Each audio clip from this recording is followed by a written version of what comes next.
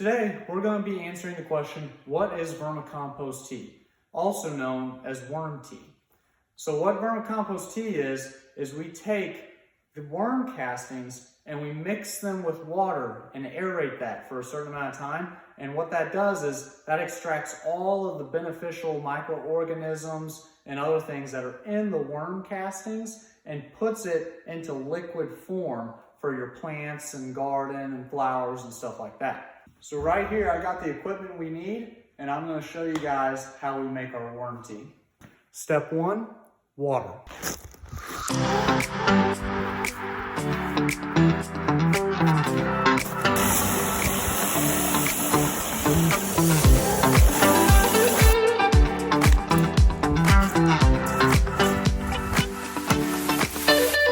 Now that we got our water, we can go ahead and add to the barrel.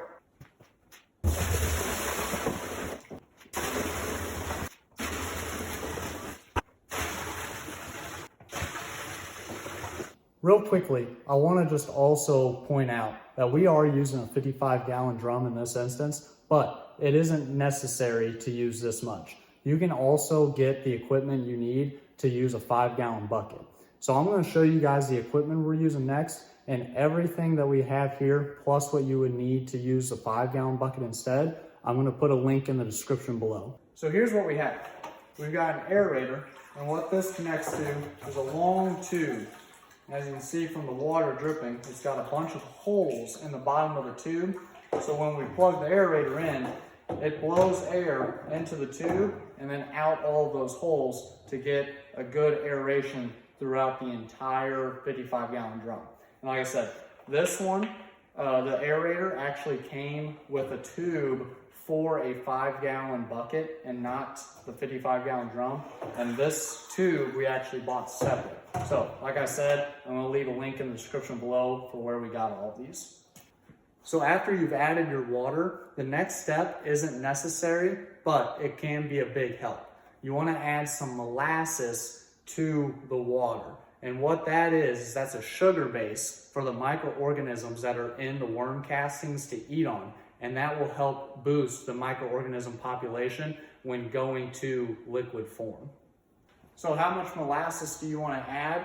For a 55-gallon drum, we usually add somewhere around half a cup. If you're using a 5-gallon bucket, we usually stick with somewhere around 1 to 2 tablespoons of molasses. I actually don't have any this time because I used it up last time we made tea, but right here is what you're needing. So your next step is to add the worm castings.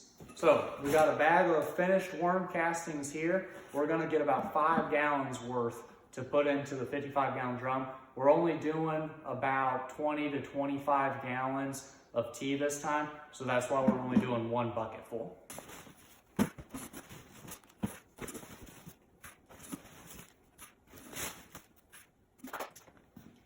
Now that we've got our castings, we're gonna go ahead and plug in our aerator and then dump the castings in.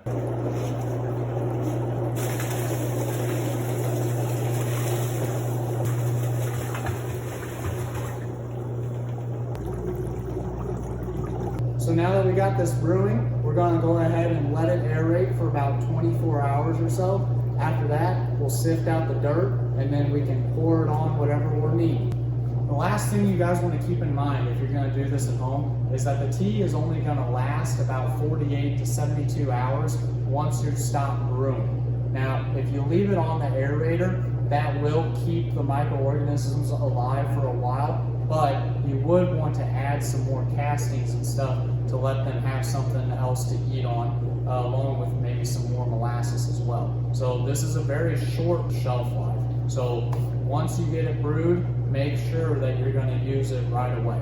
The quicker you use it, the more benefit you're going to get.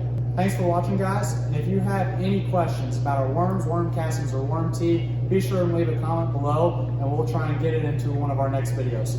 See you guys.